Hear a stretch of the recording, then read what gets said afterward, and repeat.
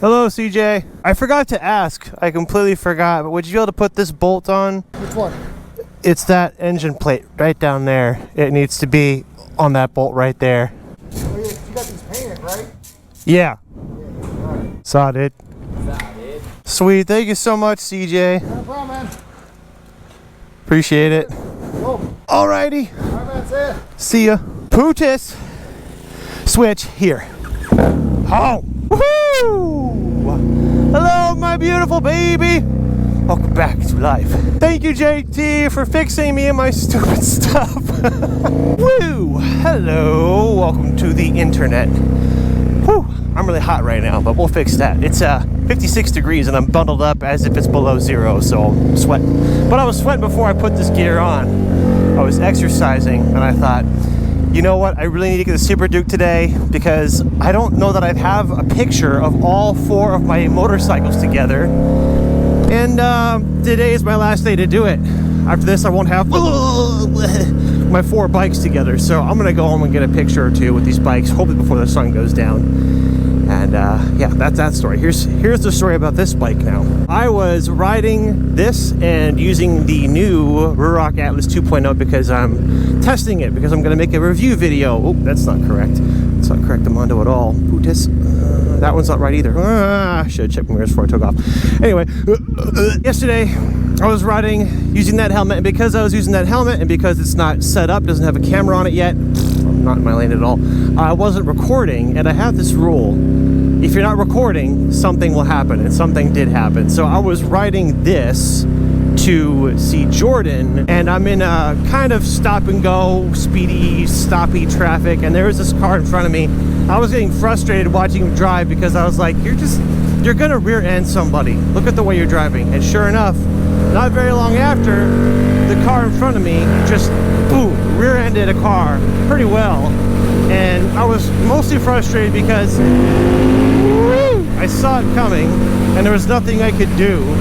And then I was doubly frustrated because I wasn't recording it. I had this camera pointed back when it died, and I didn't have one on my helmet, so I didn't record what happened in front of me. It was a whole ordeal, this story, that could have easily been its own video, and I'm sure you guys would have loved to see it. It was quite the thing, but since I was recording, I have to tell you the story. So the story is, I'm frustrated. I pull over with this guy. At this point, I'm thinking, well, I'm a witness to this, so I'm going to stick around and do my part.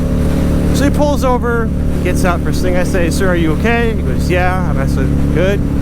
And he said, was that my fault? And I'm like, oh, bless your heart, you're not good. Anyway, he was very earnest or good-natured. Apparently, he was well-intentioned, but he just can't drive, apparently. So he rear-ended this other car that pulled over on the other side of the road. And this is like a 2-lane wide highway, kind of like this, with the speed limit's like 60. So she pulled over there, the person who got rear-ended, and the guy who made the collision parked on the left side with me. And I tried to tell the lady on the right side to stay over there because it's not safe to cross, but we couldn't hear each other, and she crossed anyway. She was okay to do that. I mean, as far as like she didn't get hit or anything, but it's not a good thing to do. But she came over, and they were both on the phones with, I guess, their insurance. Neither of them called the police. I did, just to let them know where the accident happened and stuff. When she came over, she said, I don't want to deal with the cops. I don't want to deal with the cops. And so she got his information, because he has to give that, but she didn't give him her information. And then she went in her car and took off. So that was already a weird situation. Typically it's the person who causes the collision who doesn't want to give the information, but he did that no problem. And she fled the scene, which is kind of weird, but I mean, she wasn't at fault. So a long time later, a service vehicle came up. This is causing traffic at this point because the guy who caused the collision wouldn't get off the road. He wouldn't get past this yellow line. Oh, I saw, dude. It's a KTM. He was kind of like half in the road, so traffic was slowing down. I had to tell him a few times, sir, you please need to get your vehicle off the road. So eventually he did.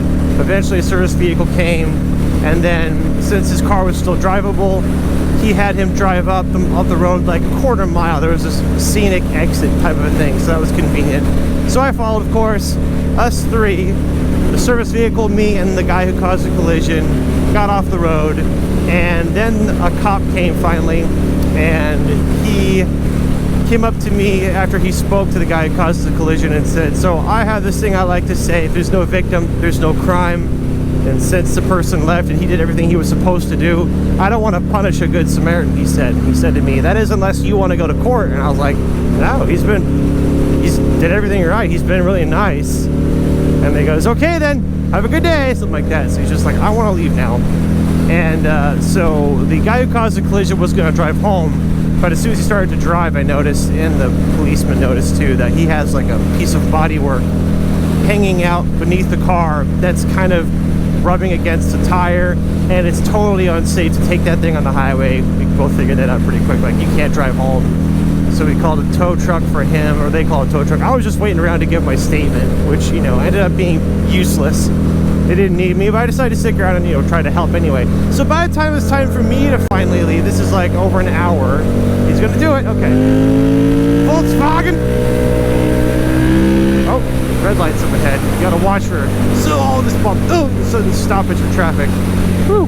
Anyway, so it was my time to take off, turn my bike on, I hit the gas and it goes boom, like that. I'm like, it turns off. I'm like, well, that's not right. And so I fidgeted with the kickstand forever, thinking it was a kickstand sensor problem.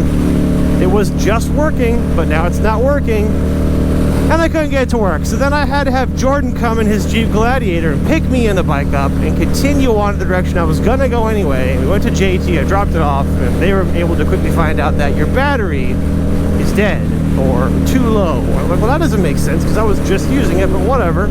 They go, you might need a new one. So they ordered in a new battery, and I called today asking if I could pick up the bike because everybody wanted today, and they're like, yeah, we're about to put the battery in, but I was going to tell you, your battery is actually fine. It was just so low that it failed the battery test. Your battery is okay, just need to be charged. We can still put the new one in if you want, but you don't need it. And I'm like, well, I do want a nice new lithium battery, so do it. So they put that in, and I went and picked it up.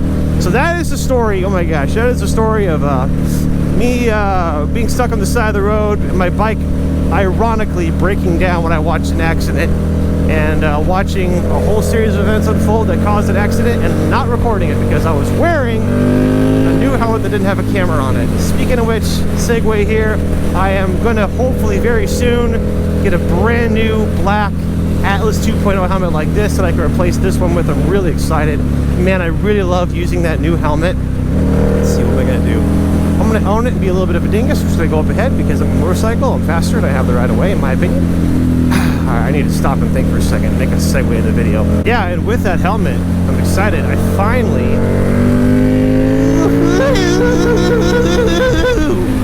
got the GoPro Hero 8 and the media mod, so I'll have an updated camera on the updated helmet. I'm excited, but that's going to be a while yet. I'll just keep using this one. Not super fast, just fast. Oh yeah. Oh, okay. Not super fast, just fast. So happy with how it worked out today. Got to go to Frederick before traffic picked up over there, and now I get to ride back into my town before traffic picks up over here. It's 56 degrees, which is really nice for winter time, so I'm just having a blast. And of course, I'm on my favorite motorcycle of all time.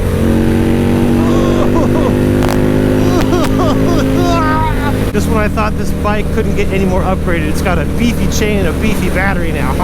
You got it, bud. You got it. You can get over. Do it. Do it. I'm gonna choke. Do it. There it is. Saw, dude. Guess what I saw yesterday? In my hometown. Oh, by my Chipotle. I saw a guy on a motorcycle wearing a Ruroc helmet. I was like, ha! That's awesome. I have not seen people. First of all, I haven't seen many motorcycles in public all year. I don't know why. Here in Maryland, I just haven't seen them. But then yesterday, the day before, it was yesterday, I saw a guy on a motorcycle wearing a Ruroc helmet. I was like, yes, that helmet looks awesome. And I told you I'm going to start seeing them. It was just cool. It was cool. I wanted to stop and be like, hey, I have one of those. Isn't it cool? But, you know, he rode away. Someone in the comments, please tell me what this is. When there's a car with yellow hazards, whatever, following an oversized load vehicle, what is that vehicle called? Is it called, I think it's called an escort vehicle. But that sounds like prostitution. What is it called? I want to know. Whoa, this truck is not lined up. Look at that. Look at those two left tires. Look at them. I want to tailgate them, but can you see that? I think his bed is crooked or something. Look at that. It's like going sideways. So, I don't know why it's so funny, but it is.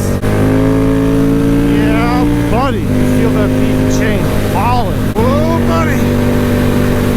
Oh, buddy. Oh, that is a police. That is a polizei. And that means that I am done going fast today. Okay. Getting off the highway, and I realize on the way down here it's getting close to lunchtime, which means you guessed it, McPotle. No, that doesn't sound good, dude. Sounds like you're running over pieces of your car. Okay, this is it. This is the end. This is the last time you're gonna see this bike ever. I'm kidding. You know when you look at your vehicle and you're just like, ah, that's the right one. All right, that's it. That's the story about why this bike broke down and now it's not broken anymore, and it's good. I'll see you next week in Baltimore. Bye.